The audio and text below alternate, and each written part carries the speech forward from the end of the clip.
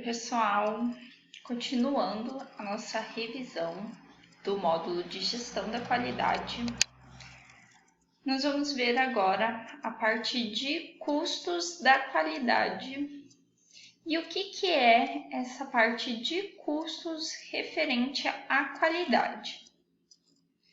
Essa questão, ela tem vários sentidos e, no geral, eles são instrumentos de medidas para avaliar a performance dos programas de qualidade.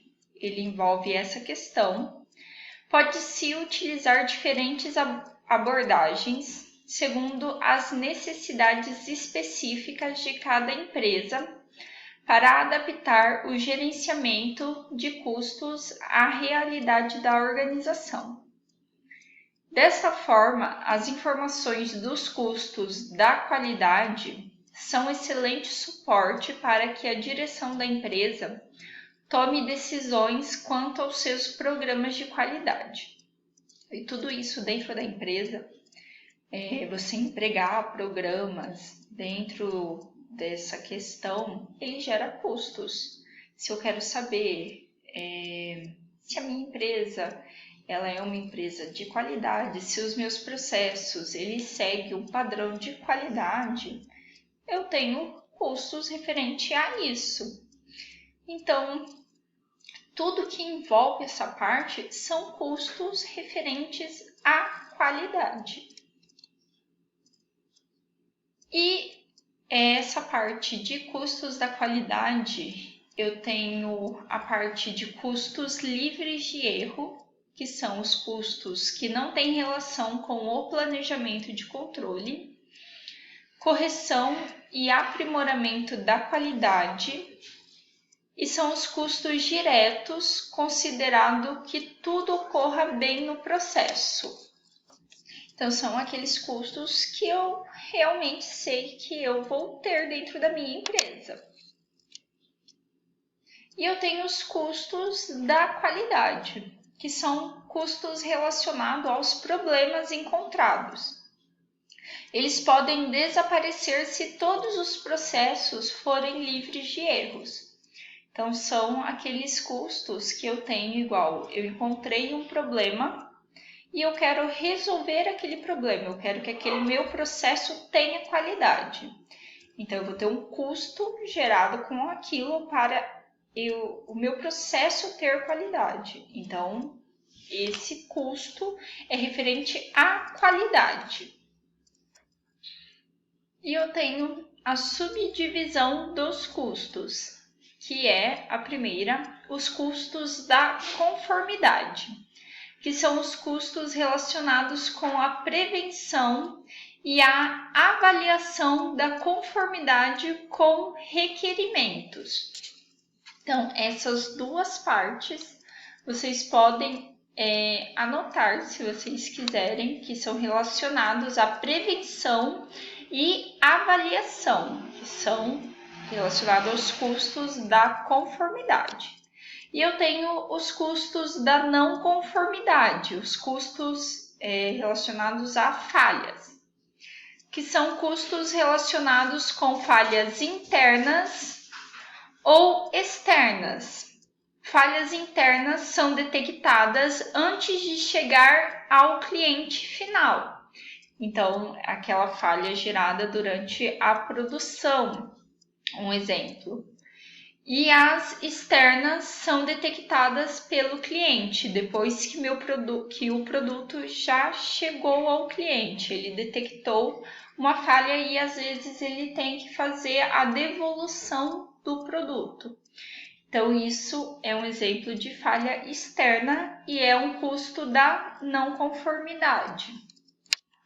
Então, aqui nesse diagrama, ele mostra como que é dividido o custo da qualidade, que tem o custo de controle e os custos de falha de controle.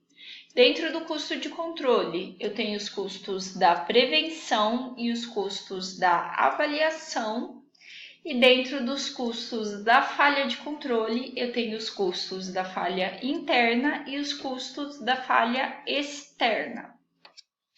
E aqui demonstrado tem os exemplos dos custos da conformidade, que são o planejamento da qualidade, a revisão de novos produtos, o treinamento dos funcionários, a inspeção da matéria-prima, os testes dos equipamentos utilizados e a avaliação dos estoques, entre outros quesitos.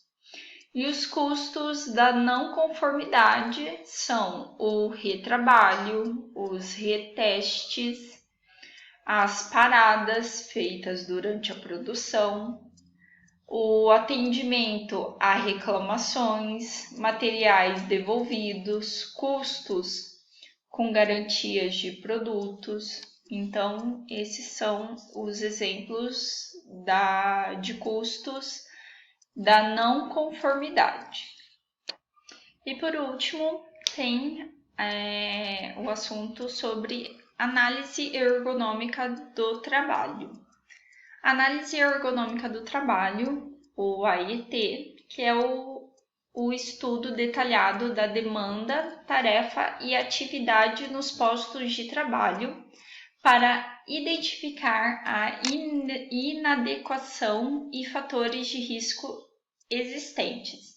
Então, é realizado um estudo se no ambiente de trabalho é encontrado algum fator de risco que vai afetar a saúde ou segurança do trabalhador. Ela define as adaptações necessárias para garantir condições de trabalho adequadas e confortáveis, sem comprometimento da saúde e segurança do trabalhador. Ela realiza o dimensionamento da equipe e o prazo de realização são definidos de acordo com a demanda, e a norma que regulamenta essa análise é a NR 17. E como a AET é realizada? Na primeira etapa, é realizada uma análise da demanda, empresa e população de trabalhadores. Na segunda etapa, é feita uma definição do cronograma de atendimento. Na terceira etapa, é feita uma coleta de dados nos postos de trabalho.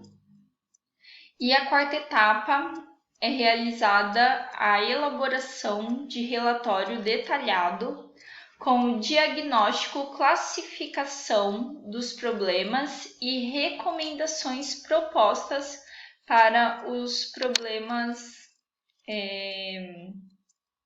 que foram analisados. E a análise ergonômica do trabalho contempla os seguintes itens do manual de aplicação da NR 17. Primeiro, a análise da demanda, a análise global da empresa, a análise da população de trabalhadores, a definição da situação de trabalho a serem estudadas, análise das tarefas e da atividade real, o diagnóstico, é feita a validação do diagnóstico, é realizadas recomendações e então o cronograma de implementação das recomendações. Então é isso, pessoal. Bons estudos e até mais.